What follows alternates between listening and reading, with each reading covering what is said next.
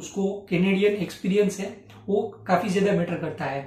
तो कनाडा में सबसे फास्ट और सबसे इजी जो रास्ता जॉब ढूंढने का है वो उसका रीजन है कि काफी सारे जो लोग हैं इंट्रोवर्ट होते हैं, लोगों से बात करने में थोड़े डरते हैं। हेलो दोस्तों, कैसे हैं आप सब लोग। Welcome back to my channel real Canadian life. दोस्तों, अगर आप 2023 में कनाडा आने वाले हो, इधर आप पीआर लेकर आ रहे हो या एज ए स्टूडेंट आने वाले हो, तो ये वीडियो आपके लिए काफी ज्यादा इंपॉर्टेंट होने वाली है।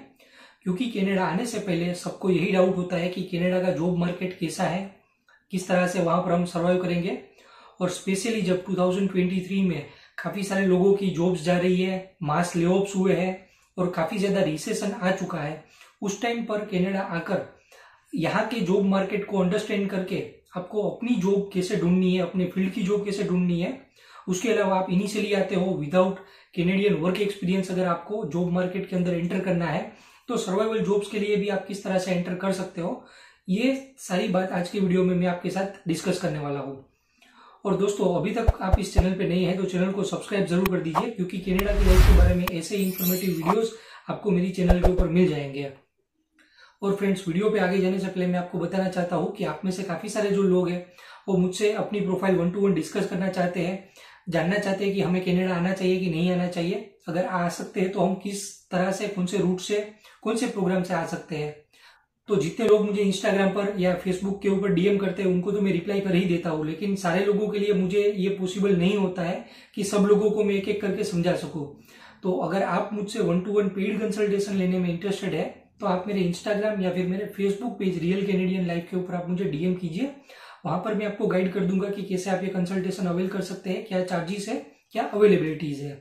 तो चलिए वीडियो पे आगे बढ़ते हैं। और दोस्तों, कनाडा में है वो काफी सारे फील्ड की जॉब होती है, तो आप कौन से फील्ड से हो और कनाडा आकर कौन से फील्ड में अप्लाई करना चाहते हो, वो एक मुझे कमेंट करके आप जरूर बताइए, ताकि मुझे आइडिया है कि कौन कौन से सेक्टर के लोग ये वीडियो देख रहे हैं। तो दोस्तों, कनाडा में आपके पास सर्वाइवल जॉब होना या आपके फील्ड की जॉब होना या कोई भी एक जॉब होना आपके लिए काफी ज्यादा इंपॉर्टेंट होता है। उसका रीजन सिंपली यही है कि अगर आप इंडिया से या कोई भी कंट्री से आते हो तो वहां से आप बोरा भर के भी पैसा लेकर आओगे, आपका जितना भी रुपए है उसको यहाँ पर कन्वर्ट करोगे तो वो इतना ही डॉलर्स बन जाएगा। वैसे भी दोस्तों, कनाडा की जो कॉस्ट ऑफ लिविंग की हम बात करें तो काफी ज्यादा हाई होता है। उसके अलावा आपको टैक्सेस वगैरह भी पे करने होते हैं। तो ये सारा जो एक्सपेंसेस होता है उसको बेयर करने के लिए आपके पास एक अच्छी सी डिसेंट पे वाली, हाई पे वाली जॉब होना तो काफी ज्यादा इंपॉर्टेंट है, लेकिन उससे पहले भी एक सर्वाइवल जॉब होना वो भी इंपॉर्टेंट है। इस वीडियो में स्टार्टिंग में हम बात करेंगे कि किस तरह से आप अपनी फर्स्ट जॉब, चाहे वो आपके फील्ड की हो या फिर सर्वाइवल जॉब हो, वो आप कैसे लैंड कर सकते हैं। और उसके बाद हम बात करेंगे कि आप अपने फील्ड की जॉब में किस तरह से अप्लाई कर सकते हैं। तो देखिए, सबसे पहले जब आप कनाडा में आते हो तो सबसे पहले आपके पास lack of Canadian work experience होता है, जो कि सारे कैनेडियन एम्प्लॉयर्स है उसको कैनेडियन एक्सपीरियंस है वो काफी ज्यादा मैटर करता है। तो आपके पास कैनेडियन एक्सपीरियंस नहीं है तो उस टाइम पर आप क्या कर सकते हैं कि आप कोई अपने फील्ड की जो भी जॉब होती है वहां पर ऐसे ऑर्गेनाइजेशन आप ढूंढिए कि जहां पर आप वॉलंटियर कर सके और बाद में वहां पर हायर होने के चांसेस हो सकते हैं। ये एक सबसे अच्छा तरीका है कि आप अपने रेज्यूमे के अंदर कैनेडियन एक्सपीरियंस को ऐड कर सकते हैं। दोस्तों, कनाडा में जॉब सर्चिंग है वो टोटल 3 रास्तों से होती है। पहला है रेफरेंस, दूसरा है इन पर्सन जॉब सर्च और तीसरा है ऑनलाइन जॉब पोर्टल्स। चौथा भी एक रास्ता है जो कि कुछ कुछ सिलेक्टेड सिटीज में ही आपको देखने को मिलेगा, वो है रिक्रूटमेंट एजेंसी के थ्रू। पहला ऑप्शन है वाया रेफरेंस, तो आपका कोई भी रिलेटिव, आपका फ्रेंड है, कोई सगा है, वो किसी भी कंपनी में काम कर रहा है और वहां पर जॉब की वैकेंसी है तो वो आपको रेफर कर सकते हैं, तो उसके बेसिस के ऊपर आपको जॉब इजीली मिल सकती है। तो कनाडा में सबसे फास्ट और सबसे इजी जो रास्ता जॉब ढूंढने का है वो वाया रेफरेंस ही है, क्योंकि जहां पर जो बंदा काम कर रहा है वही आपको रेफर करेगा, तो कंपनी को भी ज्यादा कुछ बैकग्राउंड वेरिफिकेशन वगैरह करना नहीं होगा। आपकी जो भी स्किल सेट वगैरह होगी उसको एक बार एसेस कर लेंगे, आपका बेसिक इंटरव्यू होगा और उसके बाद आपको जॉब है वो काफी इजीली लग जाएगी। सेकेंड ऑप्शन है वो इन पर्सन जॉब सर्च वाला है। तो काफी सारे लोगों के लिए ये वाला ऑप्शन है, ये ठीक रहता है, कुछ लोगों के लिए ये वाला ऑप्शन है वो ठीक नहीं रहता है। उसका रीजन है कि काफी सारे जो लोग हैं इंट्रोवर्ट होते हैं, लोगों से बात करने में थोड़े डरते हैं, या फिर ऐसी पॉसिबिलिटी है कि अनजान कंट्री में आ गए हैं, तो यहाँ पर हम किस तरह से बात करेंगे, किस तरह से हम कम्युनिकेशन स्टार्ट कर सकते हैं, ये परेशानी होती है। लेकिन जो लोग एक्सट्रोवर्ट है, जिनके काफी ज्यादा फ्रेंड सर्कल वगैरह है, इन लोगों के लिए इन पर्सन जॉब सर्च करना काफी ज्यादा इजी होता है। तो उसमें बेसिकली आपको करना ये होता है कि आप जो भी जॉब सेक्टर को टारगेट कर रहे हो, लाइक फॉर एग्जांपल आप सर्वाइवल जॉब के लिए ट्राई कर रहे हो जिसके अंदर कि आपको स्टोर के अंदर जॉब करनी है, तो वहां पर आपकी हाई डिग्रीज है उसका कोई ज्यादा वैल्यूएशन नहीं होता है, क्योंकि उनको रिक्वायरमेंट ऐसी होती है कि जो बंदा जो स्टोर का मैनेजमेंट का काम होता है, जिसमें स्टॉकिंग करना हो गया, कैशियर का काम हो गया, बिलिंग करना है, कस्टमर सर्विस है, इस तरह का जो भी काम कर सकता है उसकी उस तरह की स्किल की रिक्वायरमेंट है। तो अगर आपका भी पुराना कोई वर्क एक्सपीरियंस है, आपने कोई कॉलेज टाइम में या पार्ट टाइम ऐसी कोई जॉब करी है, तो जिसका आप रिलेवेंट वर्क एक्सपीरियंस और उसकी स्किल्स आप रेज्यूमे के अंदर शो करके, ऐसे आप रेज्यूमे की 15-20 कॉपी ले लीजिए। वो प्रिंट निकलवाने के बाद आप कोई डाउनटाउन एरिया होता है सिटी में, या आप कोई ऐसा जो एरिया होता है वो आप मैप में से, गूगल मैप्स में से चूज कर सकते हैं, तो वहां पर आप जाइए और ऐसे स्टोर के अंदर आप वो जो रेज्यूमे है उसको डिस्ट्रीब्यूट करते जाइए। यहाँ पर परेशानी ये भी होती है कि अगर आप पहली बार या नए नए कनाडा में आते हैं तो उस टाइम पर लोग क्या करते हैं कि जाकर जो भी बंदा एसोसिएट होता है या असिस्टेंट होता है, जो भी स्टोर के अंदर काम कर रहा होता है, उसको अपना रेज्यूमे देकर चले आते हैं। तो ये जो गलती है ये आपको नहीं करनी है, क्योंकि मेजोरिटी केस में ये देखने को आता है कि जो बंदा एसोसिएट होता है वहां पर काम करता है, उसको ये डर होता है कि कहीं उसके जो भी जॉब आवर्स है वो कम ना हो जाए या उसकी जॉब चली ना जाए। अगर वो आपका रेज्यूमे देगा अपने मैनेजर को तो हो सकता है कि आपको तो हायर कर लेंगे, लेकिन उसकी जो फुल टाइम जॉब है उसमें से कुछ आवर्स है वो डिडक्ट हो जाए। और दूसरी बात ये भी है कि कनाडा के जो भी एम्प्लॉयर्स होते हैं उसको जरूरत 2 बंदे की होती है, तो हायरिंग है, रिक्रूटमेंट होता है वो 3 बंदों का करता है। तो इसका रीजन यही है कि अगर एक बंदा कहीं पर भी चला गया या अचानक बीमार हो गया या कभी जॉब पर नहीं आ पाया, तो उस टाइम पर जो बैकअप वाला बंदा है उसको बुला लेंगे। अगर आप इन स्टोर जॉब के लिए अप्लाई करते हैं तो आपको ये इंश्योर करना है कि वहां पर जो एसोसिएट है उनको आप बोलिए कि मुझे मैनेजर से बात करनी है। अगर वो मैनेजर आता है उनसे आप पूछिए कि क्या यहाँ पर रिक्रूटमेंट हो रही है या do you want any people for this job, at the time आप वहां पर अप्लाई कर सकते हो। और उसके अंदर सबसे इंपॉर्टेंट होता है आपकी अवेलेबिलिटी।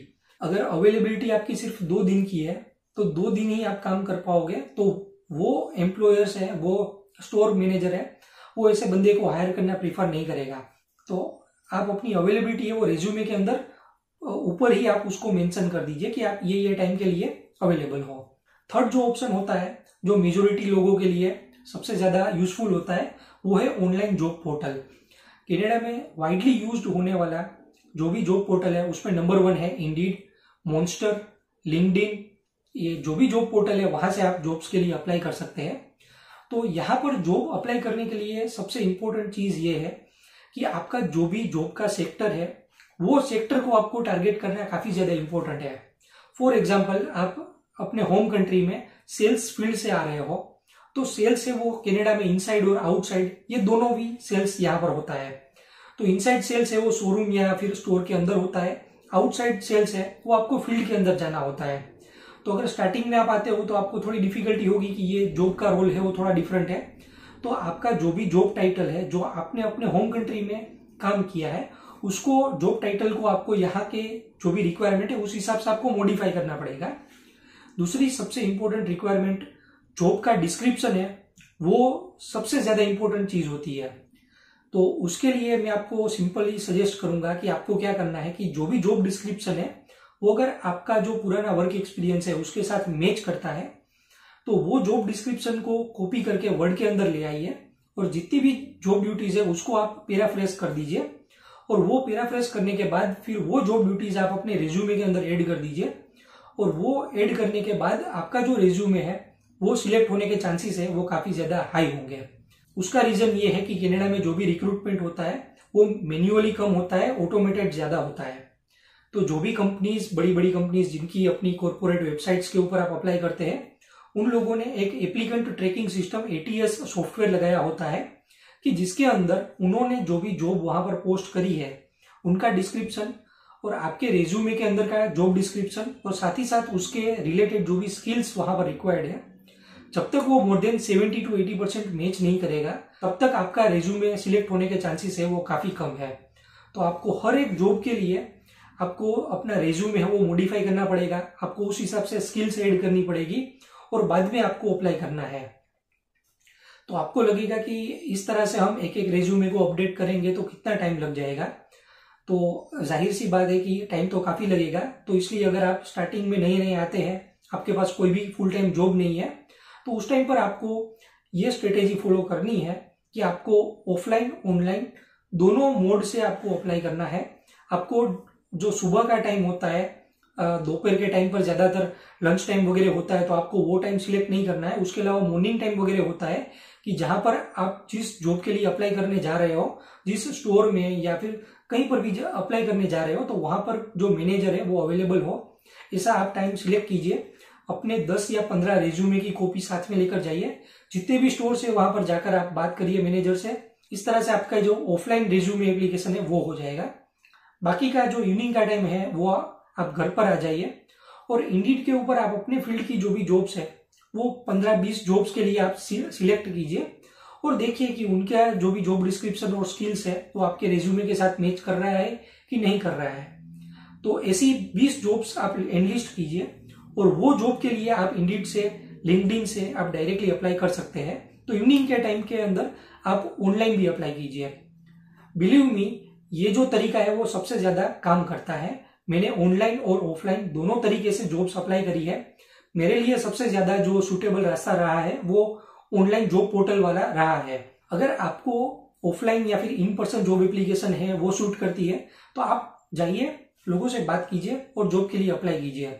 रिसेंटली जब मैं कनाडा आया था तो मैंने आते ही पहले महीने के अंदर ऑलमोस्ट 300 जॉब्स के लिए अप्लाई कर दिया था और मुझे ऑलमोस्ट 20 से लेकर 25 इंटरव्यूज आ गए थे और उसमें से मेरे पास 2 जॉब ऑफर लेटर थे। यहाँ पर आने के बाद कैसा जॉब मार्केट है और कितने कितने एप्लीकेंट्स जॉब के लिए अप्लाई करते हैं उसके बारे में पूरा डिटेल्ड वीडियो मैंने बनाकर अपलोड किया है। तो चाहे तो आप वो वीडियो वहां से चेकआउट कर सकते हैं। अब बात करते हैं कि किस तरह से आप कनाडा में अपने फील्ड की जॉब अप्लाई कर सकते हैं और किस तरह से अपने फील्ड के अंदर एंटर कर सकते हैं। तो सबसे पहले सर्वाइवल जॉब के लिए मैंने इतना फोकस इसलिए किया क्योंकि लिंक्डइन के ऊपर आप कनेक्शन बनाओगे, आप साथ साथ नेटवर्किंग बनाओगे, हायरिंग मैनेजर्स, रिक्रूटर्स, उनके साथ कनेक्शन बनाओगे, उनके साथ 1-to-1 बात करोगे और जब आप उस फील्ड में जाओगे तो ये जो प्रोसेस होती है ये काफी ज्यादा टाइम कंज्यूमिंग होती है। तो लिंक्डइन के ऊपर आपको कनेक्शन बनाने में और लोगों से बात करने में टाइम है वो काफी ज्यादा चला जाएगा। अगर आपने मीनवाइल सर्वाइवल जॉब ढूंढ ली तो सबसे पहले 1 या 2 महीने के अंदर आपकी वो जॉब स्टार्ट हो जाएगी। तो कम से कम आप कनाडा का जो भी कॉस्ट ऑफ लिविंग है उसको बेयर करने लग जाओगे। और आपको अपनी फील्ड की जॉब के लिए अप्लाई करना है तो बेसिकली जो भी आपके फील्ड की कंपनीज है, फॉर एग्जाम्पल मैं फार्मा कंपनी की बात करूं तो फार्मास्यूटिकल सेक्टर की जो भी कंपनीज है उनके जो भी रिक्रूटमेंट मैनेजर्स वगैरह होते हैं उनके साथ आपको 1-to-1 कॉन्टेक्ट बनाना पड़ेगा, उनसे हाई लो करना पड़ेगा, कॉफी चिट चैट के लिए बात करनी होगी। और उस टाइम पर आप उनको बात कीजिए कि आप अगर न्यू रिक्रूटमेंट करने वाले हो तो किस तरह की स्किल्स की आपको रिक्वायरमेंट है, उसके साथ साथ आपको जो भी कैंडिडेट चाहिए उसमें किस तरह का एक्सपीरियंस है वो आप सर्च कर रहे हो, लुकआउट कर रहे हो। तो वो अगर आपको पता चल गया तो उसके बेसिस के ऊपर आप अपना जो भी रिज्यूमे है उसको मॉडिफाई कर सकते हो। आप उस कंपनी में, आप अपने फील्ड की जॉब में इजीली जा सकते हो। लेकिन ये भी जो प्रोसेस है ये इजी नहीं है, टाइम कंज्यूमिंग काफी ज्यादा है।